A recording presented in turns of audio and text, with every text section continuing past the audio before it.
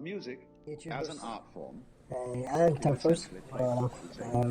This is a quick video, not quick, actually really long video, but I will speed it up, or endeavour to speed it up, make it a little shorter for you. But, just finishing work, so we're leaving work just now, and there's been a new zone up at Gladhouse.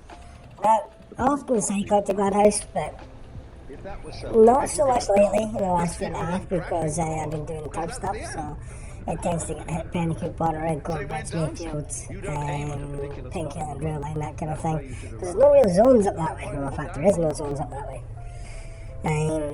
But lately somebody decided to put a zone in Gladhouse. Now, I appreciate the zone in Gladhouse, but it's in the middle of bloody nowhere, and there's no zone really to get to there, apart from the ones you can see on the screen just now. I've already got all those, and I don't want to go to Goldbridge. You'll see I'll pass a whole load of zones that I probably could have taken. I must admit I probably should have taken the one at the Shell, because that was right next to me, but my mind was set on the goal of going and getting this new zone that's being created in Gladhouse. Now, I hadn't known it was there until today, well, until the day I recorded this. Turns out I've been there for 4 days, but nobody really looks that way, especially the local turfers, because there's never been a zone there ever, and nobody really made any mention of it until now. Turns out Elsie Spanner had actually got it first. She done the FTT, which is the first to take. So after that, talking about today, Gary went out and got it on the day as well. He done it on his single speed, and I thought, well, after work I couldn't take the zones that I wanted to take because Abel, I don't know if I pronounce it or not, she was just turning on some music here, beep, a little bit hardcore power, and so Abel was doing what they call grade 300, where she takes 300 zones. And grade 300 is really hard because Gary could have went out and taken all these zones in Botterick. I had planned to cycle out to Pennycoop, and that means I'm probably taking 50 zones from Abel as well. Hodge, who's a normal turfer, he's not, I think he's away on holiday, so that gave Abel, who was in the same area as Hodge, a chance to take all the zones in Pennycoop. I think even Sparse Runner had actually stopped taking zones because I hadn't seen him for a while. So she was trying to take 300 zones and get a medal for it. So what most she done was she spoke to Gary and myself and everybody else in the area. She said, look, can you stop taking zones so I can get this grade 300? So I decided, well, bugger it, I'll go out to Gladhouse. And so this is what you see me doing here. So it is a beautiful day. A little windy. That's a beautiful day, but not for long. So sit back, enjoy the video. See me turning on Strava here, so I will link my Strava in the video description. But sit back and watch and see how it plans out. See you there. Bye bye.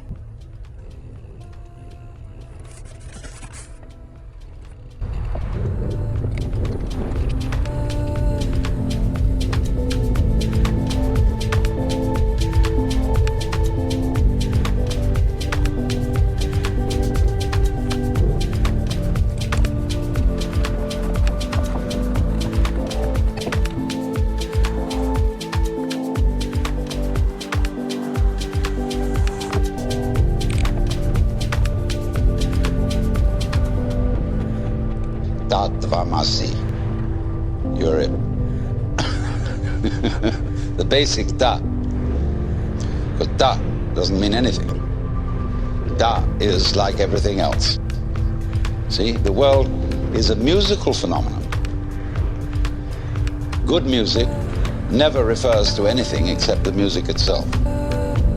You don't ask Mr. Bach, Mr. Ravi Shankar, what do you mean by this music? What is it intended to express? Bad music always expresses something other than itself, like the 1812 overture. If you ask Bach, what is your meaning? He say, listen. That's the meaning.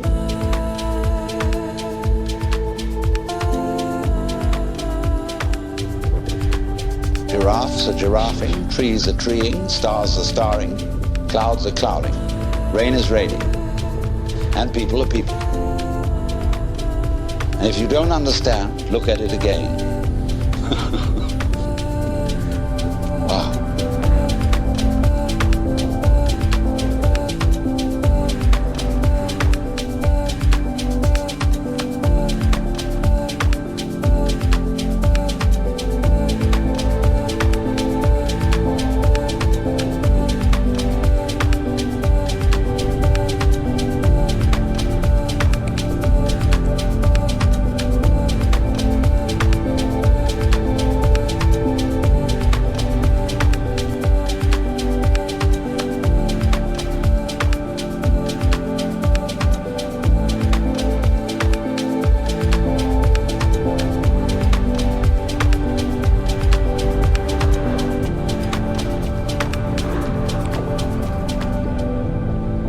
When you become again as a child and simply forget all that you ever were told and contemplate what is, all these ghosts go away. That's weird. But they just go. And then you enter into the eternal state. Well, there's no problem. Well, then you go back and you collect your opinions again. You think, well, that won't do. How can I be practical and be in that sort of state? Well, I remember in the Sermon on the Mount that Jesus said a lot of things about this. Consider the lilies of the field, how they grow. They toil not, neither do they spin. And yet, Suleiman in all his glory was not clothed like one of these. And if God so clothes the grass of the field, which today is and tomorrow is cast into the oven, shall he not much more clothe you, faithless ones?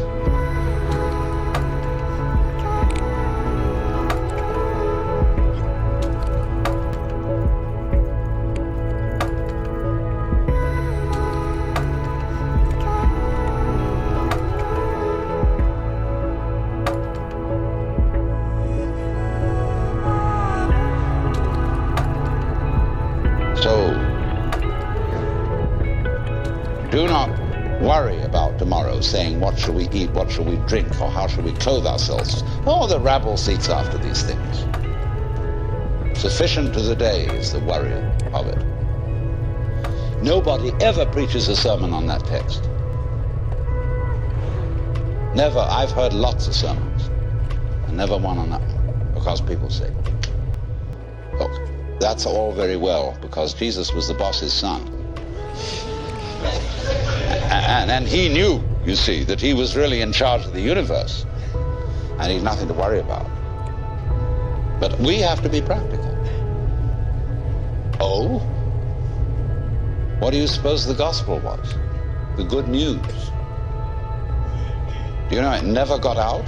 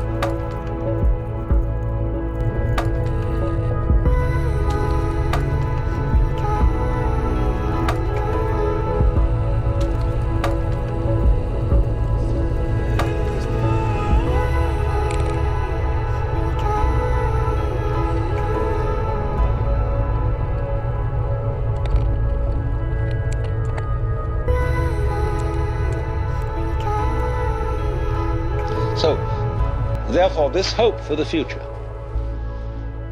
is a hoax. It's a perfect hoax. Maybe We will make spiritual progress. Everybody puts it off. Maybe if I work at yoga for 10 years, 20 years, and do this thing, I will eventually make it to moksha, to nirvana, whatever. That's nothing more than a postponement. It's this business of, because you're not fully alive now, you think maybe someday you will be. Confucius very wisely said, a man who understands the Tao in the morning may die with content in the evening. Because when you understand, you don't put your hope in time. Time won't solve a thing.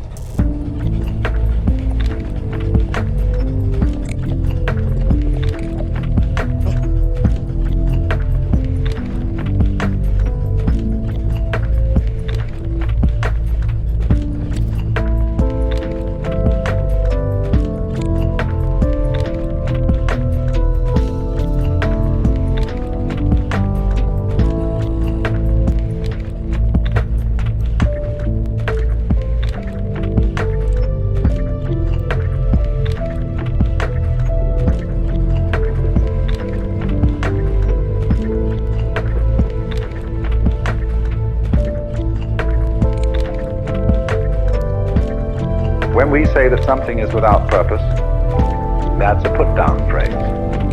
Say, well, it's no future in it. What's the use? No, we say, what's the use? And we need very much to realize that that question reflects our insanity.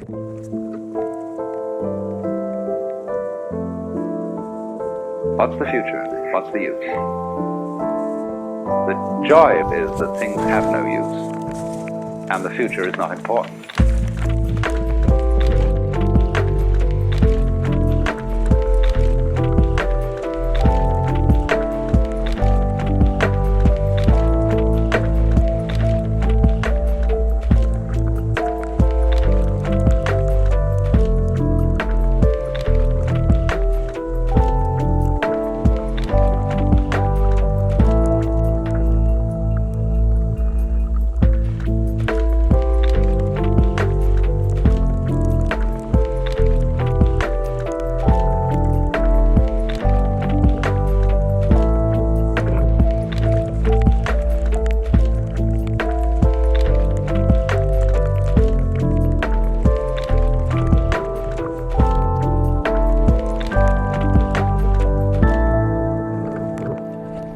And Zhuangzi, for example, he has a great deal to say about the value of the useless life.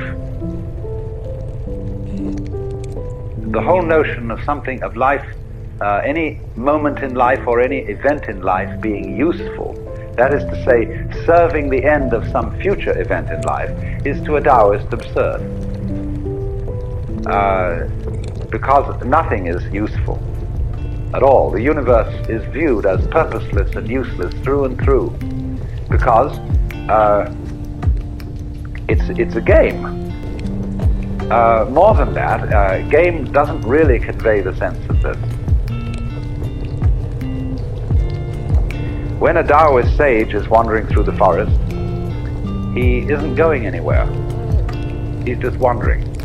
When he watches the clouds, he loves them because they have no special destination. He watches birds moving around. He watches the waves lapping on the shore. And just because all this is not busy in the way that human beings are busy, because it serves no end other than being what it is now, it is for that reason that he admires it, and it is for that reason that you get the peculiar styles of Chinese painting in the Tang, Song, and later dynasties, where nature, in its wayward, wandering nature, is the main subject.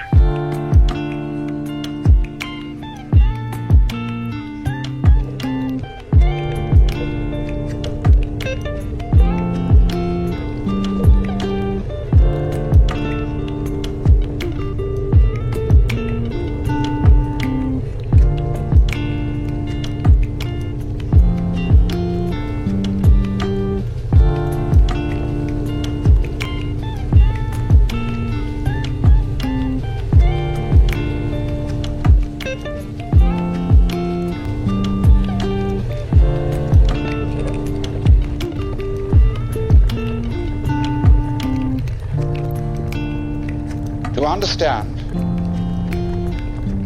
non-verbal reality, non-conceived reality, what I call suchness, tathata. It's really very easy. It's too easy. That's why it's difficult. But that when you are fully aware and not thinking, you will notice some amazing absences. There is no past.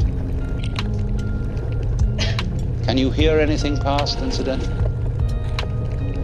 Can you hear anything future? They're just not there.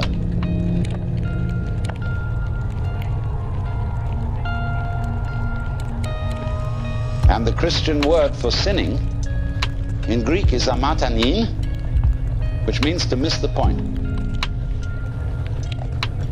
And the point is eternal life, which is here and now. Come to your senses.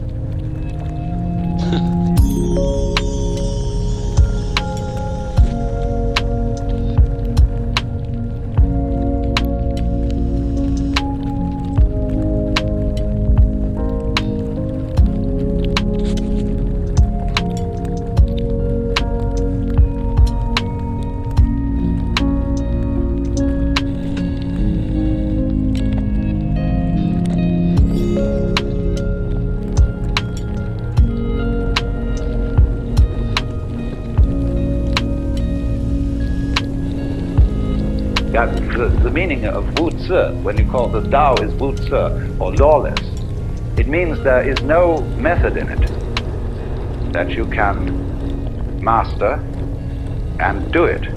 What you have, it's all based on understanding, or what our psychologists call insight, that you have to find out that there is nothing that you do.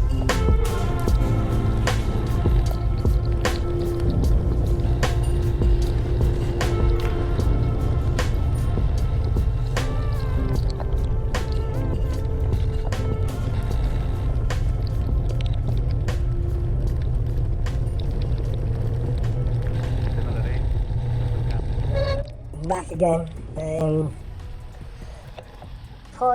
Not pausing the video, I'm slowing the video here to show you me trying to work my bloody phone when it's soaking wet. What I actually done was when I was cycling along, I put the phone inside a food bag, but I had waited too long and the phone was soaking wet. I tried to dry it, but it didn't quite work that way, and I put it in the bag, and then of course the inside of the bag gets all dewy, and the water gets on the screen and then it doesn't bloody well work. And then I try to take it out of the bag, my hands are soaking wet, my gloves are soaking wet, and I can't damn thing to work. And then it starts randomly pressing itself and buttons and doing things. And, oh my god, I can't get the damn thing to work.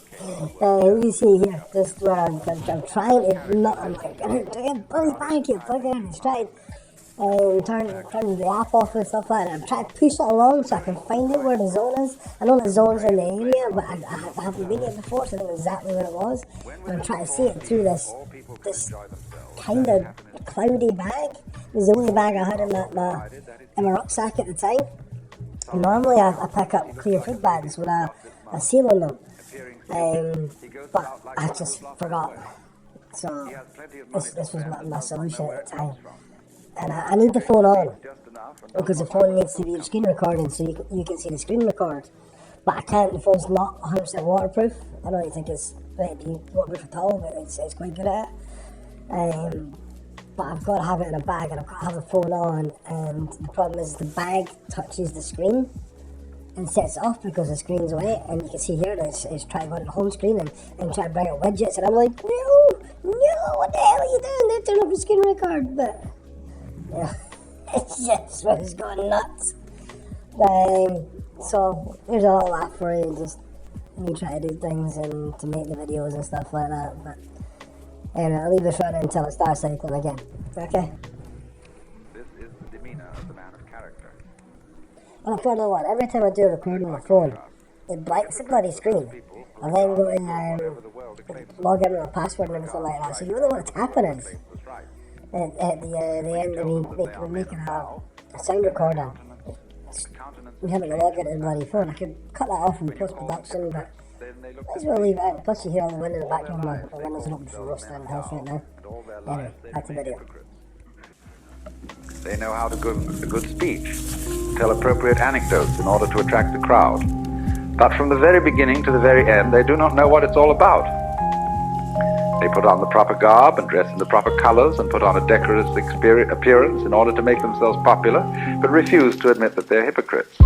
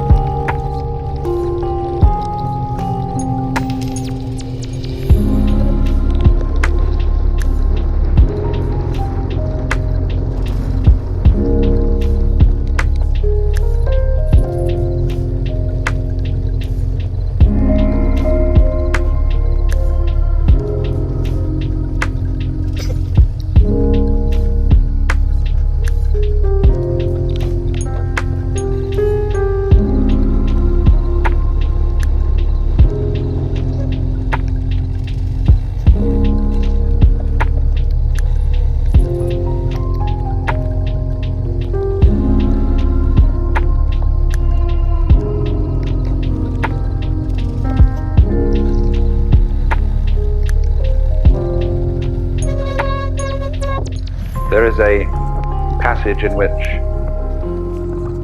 Shun asked Zheng, saying, "Can one get the Tao so as to have it for one's own?" And the sage answers, "Your body is not your own. It is the delegated image of Chun." And, missionaries translate God, because they've read in the Bible, man is made in the image of God. Your life is not your own. It is the delegated adaptability of heaven. Your offspring are not your own. They are the delegated seeds of heaven. You move, you know not how. You are at rest, you know not why. These are the operations of the ways of Tao. So how could you get Tao so as to have it for your own?